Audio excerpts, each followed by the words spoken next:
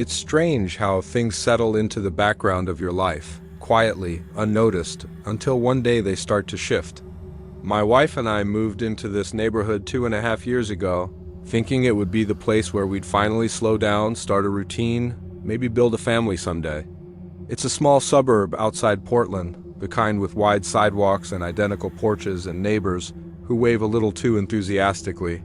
For a long time, everything here felt painfully normal. We unpacked, planted a few shrubs, painted the kitchen. The kind of things you do when you're settling into what you think is your forever home. The house directly behind ours had always blended into the scenery. A two-story place with yellow curtains in every window and a backyard that looked like no one ever used it. We'd see the curtains shift sometimes, like someone was peeking out, but it never seemed odd, just that quiet kind of neighborly distance. They never introduced themselves, never came to block parties, never acknowledged anyone. Fine, not everyone is social. My wife said to let people be. I agreed. But last September, things began to feel different. It started small. One night while I was taking out the trash, I felt eyes on me. Not in a dramatic horror movie way, more like the sensation of someone lingering, observing. When I looked toward the backyard fence, I saw it. A narrow gap between two missing planks, just wide enough for someone to stare through. And behind it, the faintest movement. The yellow curtain in the upstairs window swayed even though there was no breeze. I mentioned it to my wife, but she brushed it off. Probably just a draft, she said. Or maybe the people behind us finally opened a window. I let it go because arguing over curtains seemed ridiculous. But the next morning, when I went outside for coffee, the gap in the fence was wider, two more planks missing, perfectly removed. Not broken, not splintered, unscrewed. That was the first time I felt something close to dread. Over the next 2 weeks, I kept noticing new things.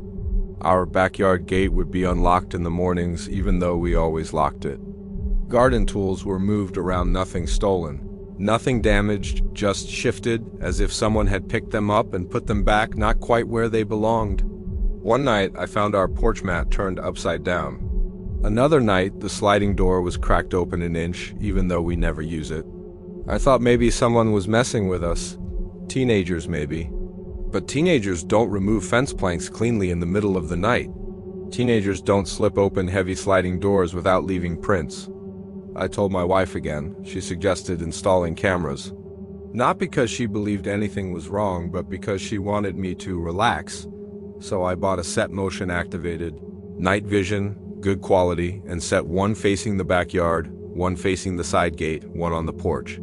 That was when the truth started to reveal itself. The first week, nothing happened. Just raccoons and the occasional stray cat. But on the 8th night, around 3:14 a.m., the backyard camera picked up movement. A figure, thin, tall, standing dead center in our yard, not moving, not approaching, not walking, just standing there, facing the house. I paused the footage, zoomed in, and felt my stomach drop. It was someone from the house with the yellow curtains. I couldn't see the face clearly, but the silhouette was unmistakable. The shape of the clothes, the posture, the outline of long hair tied back. The figure stood there for almost 2 minutes, motionless, then turned slowly toward the fence, stepped through the gap, and disappeared into the shadows. I didn't sleep that night. I just sat on the couch watching the footage on repeat.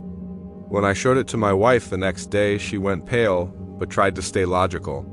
Maybe they were looking for something, she said. Maybe they lost a pet. People wander into yards sometimes. I told her people do not stand still for 2 minutes at 3 in the morning in someone else's yard. Still, she didn't want to escalate it. She said calling the police could start unnecessary conflict. 2 nights later, the camera caught something worse. This time, the figure didn't just stand in the yard. They walked up to the back door, slowly, deliberately. They pressed their face to the glass, their hands cupped around their eyes. The motion alert woke me, and I opened the feed on my phone just in time to watch them turn and look directly into the camera. They didn't run, didn't hide. They tilted their head as if studying the lens. Then they raised a hand and waved, not playful, not friendly. A slow, stiff wave that felt like a warning. I called out for my wife, heart racing. But by the time we checked the backyard, the figure was gone. The gate was open again. The missing fence planks were lying neatly on the other side of the yard. We reported it then. The police came, reviewed the footage, asked questions. They checked the property line, walked to the yellow curtain house, and knocked. No one answered. They circled back to us and said they couldn't force entry without probable cause. They told us to keep our doors locked and call 911 if it happened again. For a few days, nothing happened. The cameras were quiet. My wife and I tried to pretend life was normal again, work, groceries, Netflix, the everyday stuff, but I couldn't relax. Every night, I lay awake listening for footsteps. We started sleeping with the blinds closed, with a chair shoved under the back door handle. Then the neighbor behind us, the one diagonally across, went missing. She was a single woman in her 60s, always cheerful, always tending her garden. She'd lived in the neighborhood for nearly a decade. I didn't know her well, but she always waved when I walked the dog. One morning, her car was still in the driveway, her sprinklers still running, her mail piling up in the box. A wellness check revealed she was gone, no sign of struggle, nothing stolen. Her back door was slightly ajar.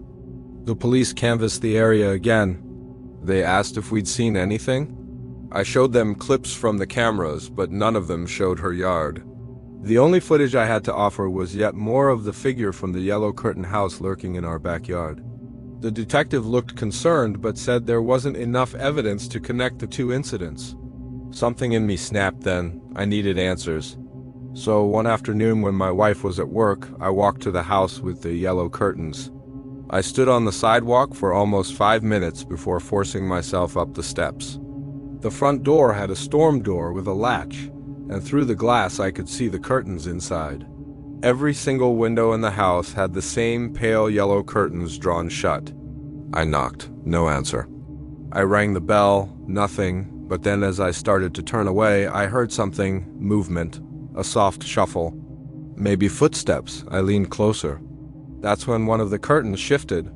Just the smallest motion, like someone adjusting their position behind it. Slowly, a shadow leaned forward, taking shape against the yellow fabric. I stepped back instinctively. My pulse hammered. The shadow hovered there for a few seconds, then retreated into the darkness. I left immediately. That night, the footage showed something new. Not one figure in the yard. Three people standing in a line at the edge of our grass, perfectly still, shoulder to shoulder, all facing the house. They stayed for 12 minutes, never moving, never communicating, just watching. My wife cried when she saw the video. She said we needed to move. She said she didn't care if it cost every penny we had, we were leaving. But I told her we needed to be sure. I don't know why. Maybe I wanted proof. Maybe I wanted someone to believe me. Maybe I wanted to understand what we were dealing with. Over the next week, nothing happened. No movement, no visits. No missing items. The fence was untouched. The cameras were quiet. My wife started to hope the situation was over. I knew better. It felt like the calm before something worse. Then one night around 2:40 a.m., we were woken by a sound I will never forget. Tapping, soft, rhythmic, coming from the back door. I checked the cameras on my phone, my hands shaking, but all 3 feeds were black, offline, not disconnected, disabled. Someone had cut the power to the cameras. I grabbed a flashlight and crept toward the kitchen where the back door was. My wife stayed behind me, clutching her phone, whispering she would call 911. The tapping continued. Tap, tap, tap. I held my breath and shined the light through the glass. They were there. All of them, 5 figures this time, faces pressed against the glass, hands flat against the door. Their eyes were wide open, unblinking, reflecting the beam of the flashlight. They weren't smiling, weren't talking. They just stood there, staring with that same tilted head curiosity, as if waiting for us to open the door. My wife screamed.